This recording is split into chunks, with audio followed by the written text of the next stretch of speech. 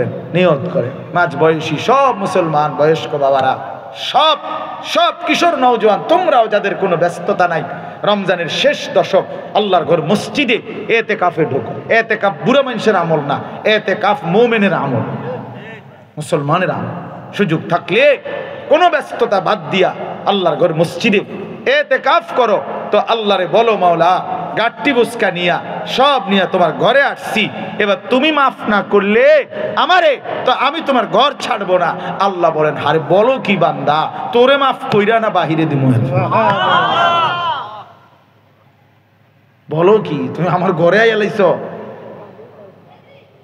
এই জন্য ইনশাআল্লাহ এতেকাফ করার চেষ্টা করবেন, বলেন ইনশাআল্লাহ। 2013 সালে আমার শায়েখ আল্লামা মুফতি মুশতাকুন নবী কাসিমি আমার হযরত আমারে বলছিলেন, মাওলানা নবী কখনোই এতেকাফ মৃত্যু পর্যন্ত ছাড়ে নাই, আপনি কখনোই করেন নাই, কি জবাব দিবেন?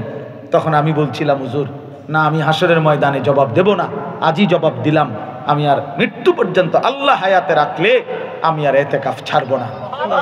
আলহামদুলিল্লাহ, সেই 13 সাল থেকে 24 সাল পর্যন্ত আর কখনো এতেকাফ ছুটে নেই। এটা আমার জিন্দিগির হিসাব, যে আমার শেষ 10 দিনে এতেকাফ, প্রথম 10 দিন উমরায় মক্কা মদিনায়, অনেক দিনের হিসাব। এটা সহজ হয়ে গেছে জীবনের জন্য, আলহামদুলিল্লাহ আলহামদুলিল্লাহ।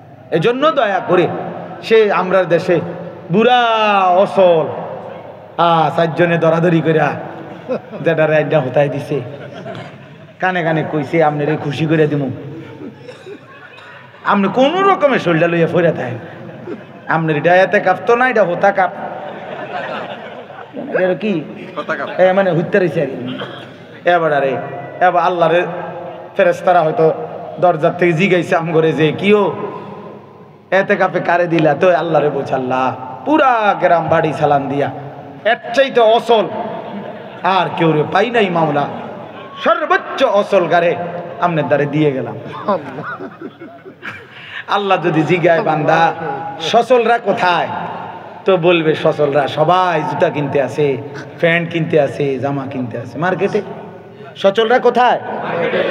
আর অসল মিয়ারে এনে কোথায় দিছে? তাহলে এতেকাফ শুধু বৃদ্ধ মানুষের আমল না, মুসলমানের আমল। কার আমল বলেন না? এই জন্য ইনশাআল্লাহ রমজানকে সামনে রেখে এতেকাফের সিদ্ধান্ত নেন, সবে কদরের বরকত হাসিলের চেষ্টা করেন। আল্লাহ সবাইকে তৌফিক দেন, কবুল করেন। আজকের এই মোবারক মাহফিল আল্লাহ তাআলা উত্তম বিনিময় দান করেন। আপনাদের এই ভালোবাসা, আপনাদের এই রাত ভোর, মাশাআল্লাহ এতটা সুন্দর আপনারা বসে রইলেন, এটা আমার কাছে ভালো লাগলো। আল্লাহ আমাদের সমস্ত কিশোর, তরুণ, নওজোয়ান, বয়স্ক বাবা সকলকে ঈমান দান করেন, তাকওয়া দান করেন। আবারও শেষবারের মতো বললাম, নওজোয়ান আগামীর পৃথিবী তোমাদের জন্যে কালেমার পতাকা নিয়ে অপেক্ষা করছে ইনশাআল্লাহ।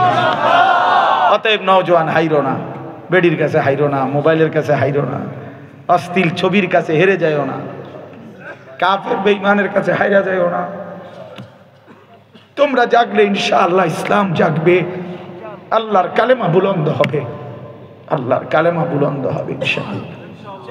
ইয়া আইয়ুহাল্লাযীনা আমানু, হে ঈমানদারগণ, হে ঈমানদার বলে আমারে মুমিন হিসেবে গ্রহণ করছে, আমার পাসপোর্ট আল্লাহ নিছে, পাসপোর্ট আল্লাহ নিছে, ঈমানের পাসপোর্ট জমা নিছে, এজন্য তো আমরা ডাক দিছি ইয়া আইয়ুহাল্লাযীনা আমানু, হে ঈমানদারগণ। এবার আল্লাহ বলেন, তোমার জান্নাতে যাওয়ার জন্য আরেকটা জিনিস লাগবে, সেটার নাম তাকওয়া। সেটার নাম কি? তাকওয়া। ওইটাই হলো ভিসা। ঈমানটা হলো পাসপোর্ট, তাকওয়াটা হলো ভিসা। আল্লাহ বলেন, পাসপোর্ট আমি নিলাম, এবার আমি আল্লাহ তোমার কাছে 30টা দিন সময় চাইলাম, একটা মাস। 30 দিনে আমি আল্লাহ ভিসা লাগাই দেব। আল্লাহ বলেন, কুতিবা আলাইকুমুস সিয়ামু কামা কুতিবা আলাল্লাযীনা মিন ক্বাবলিকুম, যুগ যুগ ধরে ঈমানদার উম্মতকে যেই রোজার বিধান দিলাম, আবারও তোমাদেরকেও সেই রোজার বিধান ফরজ করলাম। আল্লাহ বলেন, মাত্র 30টা দিন বান্দা মুমিন, অথবা 29 দিন, 31 লাগবে না, আমি 31 নেবই না।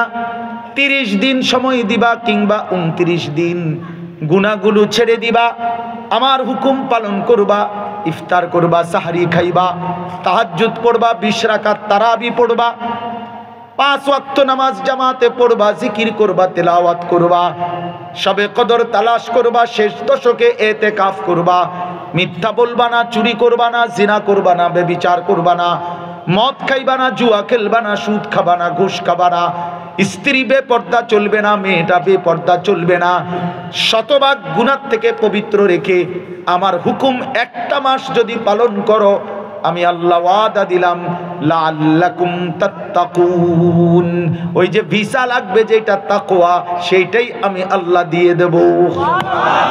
তার মানে 1 মাসে ভিসা লাগবে। কয় মাসে? 1 মাসে ভিসা। লাআল্লাকুম তাত্তাকুন, আমি তোমারে মুত্তাকি বানিয়ে দেব। আর মুত্তাকি বনলেই কি হবে? উইদ্দাত লিল মুত্তাকিন, জান্নাত বানানোই হয়েছে মুত্তাকিদের জন্য। এজন্য বন্ধু আল্লাহ বলছে, বান্দা ইমানের পাসপোর্ট জমা দাও, আমি আল্লাহ একটা মাস মাহে রমজান আমাদের সামনে বাপ, আর মাত্র 28টা দিনও নাই, এই অল্প কয়টা দিন, 1 মাসও আর বাকি নাই। কলিজার সবটুকু দিয়া আল্লাহর কাছে দোয়া করেন যে আল্লাহ এত কাছে আইনা বঞ্চিত করেন না, এত কাছে আইনা কবরে নিয়েন না, আমার রমজান পর্যন্ত হায়াত ভিক্ষা দেন, আর রমজানেরকে সামনে রেখে সিদ্ধান্ত নেন, গুনাহ ছেড়ে দিবেন, আল্লাহর বন্দেগীতে লেগে যাবেন, দেখবেন 1 মাসে ইমানের পাসপোর্টে আল্লাহ তাকওয়ার ভিসা লাগায় দিবে, আর ঈদের দিন ফ্লাইট হবে। সুবহানাল্লাহ। ফ্লাইট কোন দিন? জান্নাতের ফ্লাইট। রমজানের চাঁদ উঠলে পাসপোর্ট দিবেন, ঈদের চাঁদ উঠলে ভিসা লাগবে। পাসপোর্ট দিবেন কোন দিন? রমজানের চাঁদ উঠলে। ভিসা পাবেন কোন দিন? ঈদের চাঁদ উঠলে। আর ফ্লাইট হবে কোন দিন? ঈদের। এই জন্য ঈদের দিন আল্লাহ ফেরেশতাদেরকে বলে, আমার ইমানদার ফেরেশতারা, আচ্ছা বলো তো, কোন শ্রমিক তার মজুরি, তার মেহনত পুরো আদায় করলে সে তার মালিকের কাছ থেকে পারিশ্রমিক পায় কেমন? তো ফেরেশতারা বলে, আল্লাহ তাকে তো তার পূর্ণ পারিশ্রমিক দেওয়া উচিত। তো আল্লাহ বলে, তোমাদেরকে সাক্ষী রেখে বললাম, ও ইজ্জতি ও জালালি ও ইরতিফা'i মাকানি, আমার ইজ্জতের কসম, আমার সম্মানের কসম, আমি আমার এই বান্দাদেরকে, এরা আমার পুরা রমজান আমার হক আদায় করছে, গুনাহ থেকে মুক্ত রইছে, আমার হুকুম পালন করেছে, আমি তাদেরকে পুরা মাফ করে দিলাম।